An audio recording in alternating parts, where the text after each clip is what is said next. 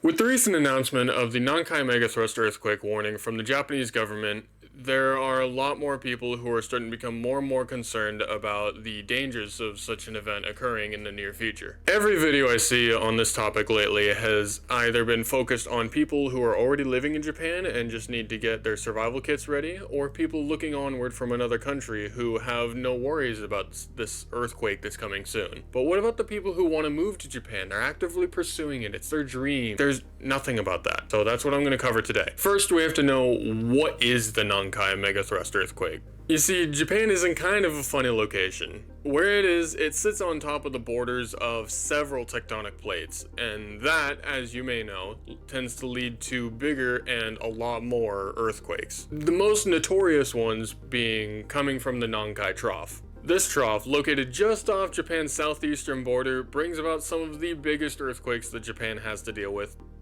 ever. You see, in the trough, the Eurasian plate meets with the Philippine plate. They both head in opposite directions towards each other, and as it continues forward, it catches onto the Eurasian plate.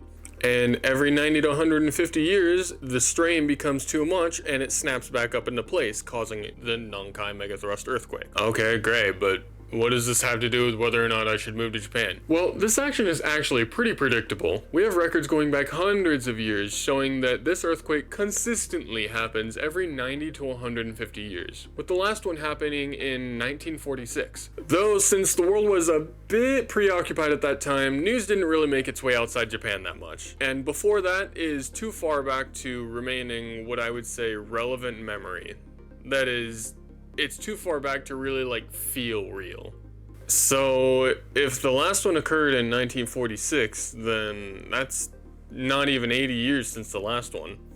So I shouldn't be worried about the earthquake at all for at least another decade, right? Kinda. The Nankai Trough is actually divided into a few different sections, with most of them actually being way under that 90 to 150 year time frame. You see, the last earthquake actually occurred as a pair, with the first of the two happening in December of 1944 in the Tonankai section, or the central section, and the second of the two happening in December of 1946 in the Nankai section of the trough. Now you might be thinking, Douglas, that's not a pair of earthquakes. They happen 2 years apart from each other. What the heck? True, and I get that. But think about it from the Earth's timescale. You see, for us, 2 years is it's a pretty significant chunk of time, you know? The Earth has been around for a really long time. I'm talking billions of years. With a B. From that perspective, they may as well have happened at the same time, just like that. Those two sections had their tension released at that time. But the one section that didn't is the Tokai, or the northern section of the trough. The last recorded earthquake that happened in the Tokai section was 1854. That's 170 years ago. Well over that 90 to 150 that I was talking about. Now, as far as we know, this northern section has never been the first one to snap. But some people do believe that just because it's never snapped first, doesn't mean it won't. So what does this mean if you want to move to Japan?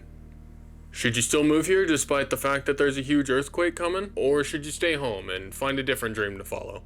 The way I see it, if moving to Japan has been a dream of yours for a really long time, or even a short time, do it. Earthquakes are scary, yes. But you can't let something like that stop you from moving to the place of your dreams. But personally, I'm terrified of tornadoes, and I know a lot of people who aren't because they grew up with them. But if it were tornadoes, like a big tornado coming to Japan in the near future, that wouldn't stop me from coming here. I wouldn't be moving away. Because it's my dream to be here. You can't let fears get in your way of following your dreams. Because if you do, and you stop pursuing those dreams, it's going to eat at you. It's going to eat you away from the inside for a long time. And there's a chance it might not ever stop. There are terrifying natural disasters all over the world, and yet we humans manage to make it through. We grow up in the middle of places with huge earthquakes, lots of tornadoes, typhoons, monsoons, hurricanes, you name it. And we make it through. So society will rebuild, damage will be done.